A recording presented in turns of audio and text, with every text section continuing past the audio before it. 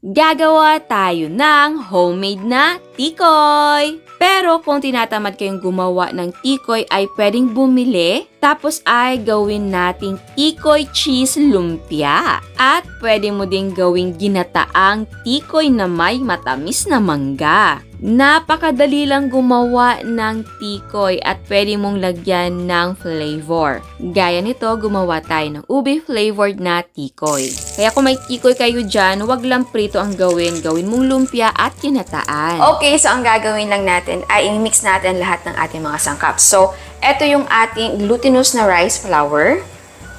Ayan. So, ang gamit kong brand ay eto. So, kahit anong brand pwede naman. Tapos, ang ating asukal. Okay. At tubig. Ayan. Tapos ay imiksan natin ito lahat. And yes, nagpapakulo na po ako ng tubig dito sa gilid.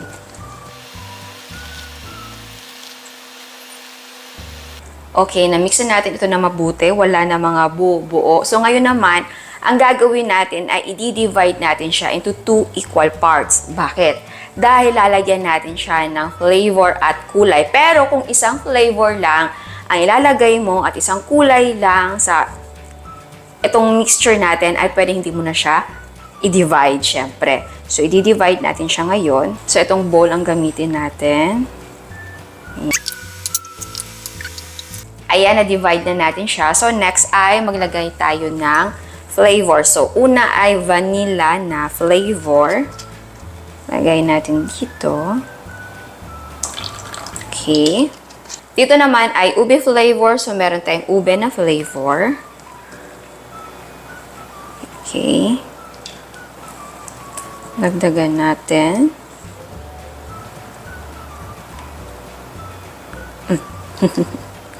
Tapos, para mas matingkad yung kulay, maglagay tayo ng vat na food color. Ayan. And then, i-mix natin ito na mabuti.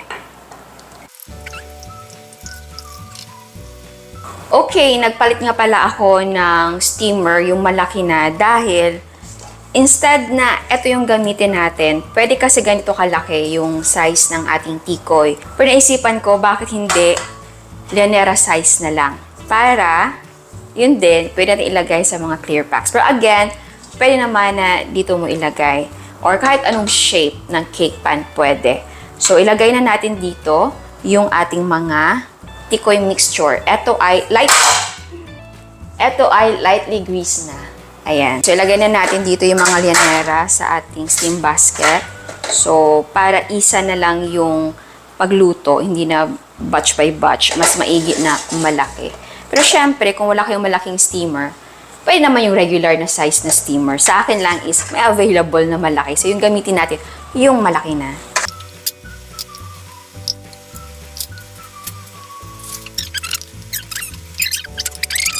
Okay, nailagay na natin lahat sa lanyera. So, maglagay tayo ng malinis na tela. And then, isalang natin. Tapos, lutuin natin for 25 to 30 minutes. Ayan, i-check natin. Okay, gamit tayo ng toothpick. Ayan. Ito ay luto na. Tapos ay hanguin natin ito, palamigin na muna. Pero mas maganda kung ilagay na muna sa chiller na mga few minutes to siguro 1 hour para sure talaga na hindi na ganun kalambot yung ating tikoy. Kasi mas madali siyang i-handle kapag firm siya. Ayan, eto na sila galing sa chiller. So, tanggalin natin siya. So, nag-lightly grease lang ako dito ng spatula natin para hindi siya dumikit. Tapos kung gusto niyo siyang ibenta or ipamigay, i-wrap natin siya ng ating cling wrap. Tapos, ilagay natin dito yung ating tikoy.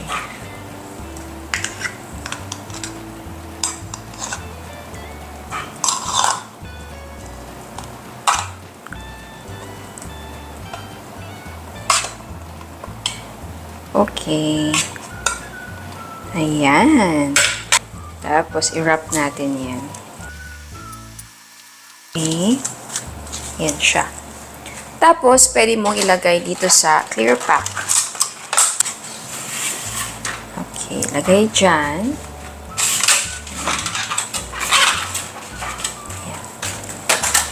Yan. So, pwede mo siyang ibenta or pangregalo sa Chinese New Year.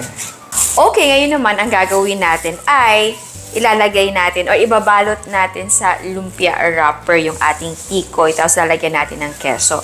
So, i-slice na muna natin to. So, ito yung keso ko. So, kung ganito kalaki yung keso natin, ganito natin yung slice natin, no? Okay. Ayan. So, nag-lightly greasein ako ng ating pang-slice para naman hindi siya dumikit dahil napaka-sticky ng ating tikoy. Okay, ganyan kalaki. Uy. Ayan. Taba.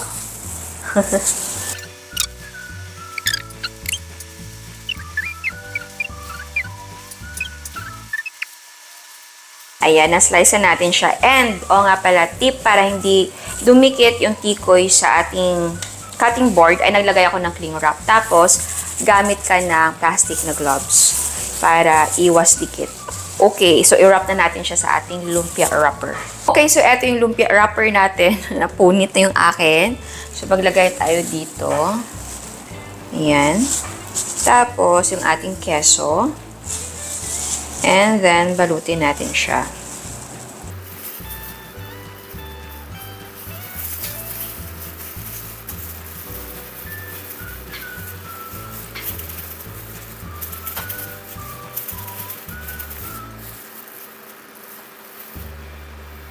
Ayan, so ngayon ay prituhin na natin. Mainit yung mantika. Okay. So, ipa-fried lang natin ito until golden brown. Okay, next na gagawin natin ay ginataang tikoy. So, meron tayo ditong Coco Mama. So, uubusin natin to.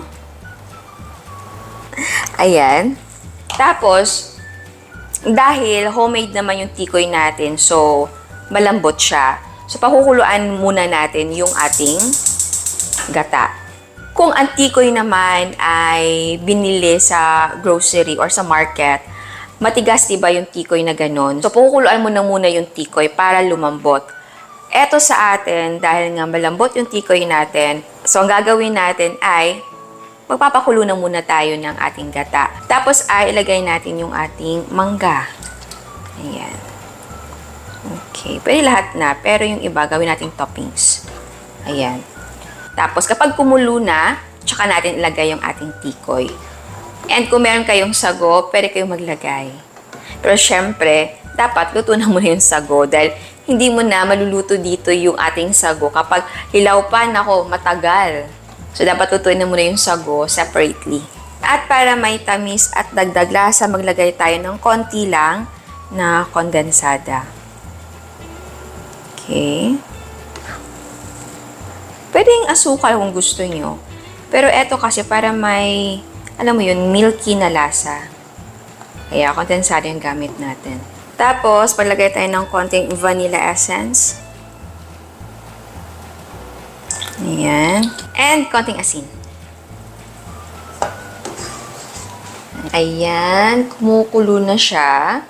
So, ngayon ay ilagay na natin yung ating mga tikoy.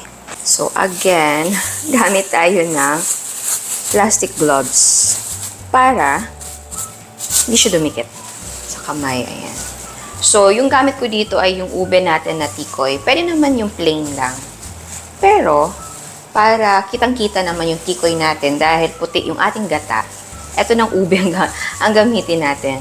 Okay, na-realize ko na marami yung ating gata kaya nag-cut ako ng puti na tikoy. So, white and ube yung ating tikoy na inilagay.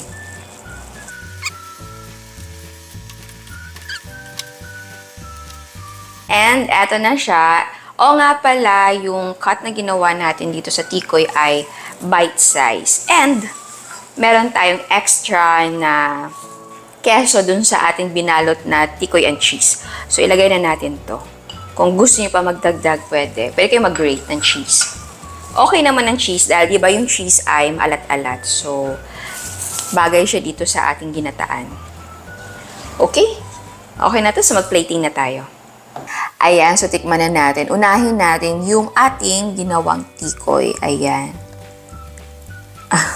Ayan siya. So may ube tayo at yung ating plain na may vanilla flavor.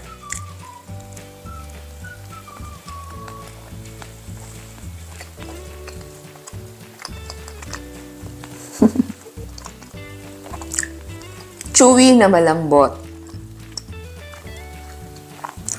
And, hindi siya ganun katamis. Parang, promise, hindi siya ganun katamis. So, next. Eka. Bumidikit sa ngipin. So, next, yung ating lumpia tikoy. Ayan, kita pa yung keso. Ayan siya. So, ang gamit ko palang keso dito ay Magnolia ata ang gamit ko dito. Kasi kapag Eden, matutunaw siya. So, ayan.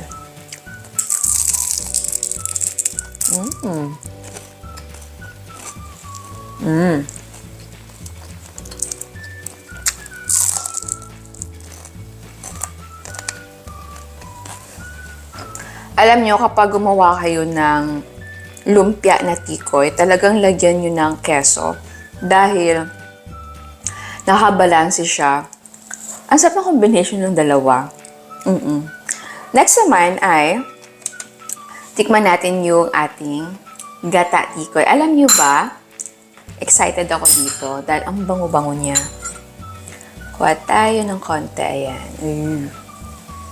Okay. Tapos manggo. Ayan. Ayan, tikman natin. Ay, may keso.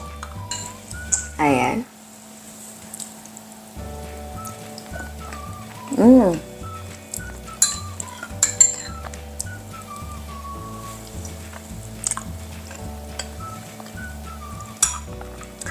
Ang lambot ng tikoy natin. Ang sarap. Alam nyo, pang dessert siya. Masarap din to kapag malamig. And pwede din na talagang pwede siyang gawing ginataang halo-halo. So, pwede kayo maglagay dito ng saging, ng saba, yung hinog. And, pwede na maglagay kayo ng all-purpose cream. Tapos, yun nga, maglagay kayo ng maliliit na sago. Ano pa pwede ilagay dito? Basta pwede siyang kainin na malamig, yung galing sa chiller. Eto, okay na siya, oh.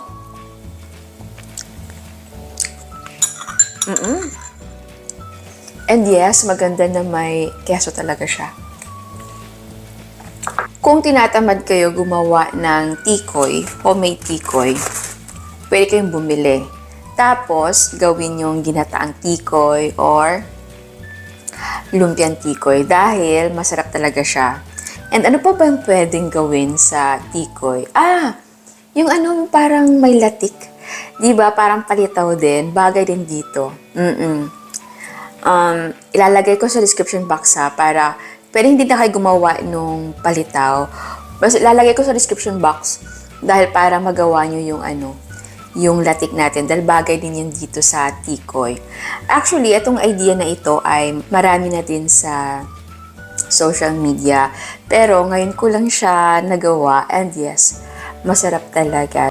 Kaya kung may mga idea pa kayo na luto ng tikoy, ilagay nyo sa comment box para makita naman ng mga viewers and para makita ko din. And I'm sure family and friends matutuwa sa ganito. At kung may negosyo ka, pwede mo siyang idagdag. So ayan, sana nagustuhan nyo ang recipe natin ngayon. Ciao!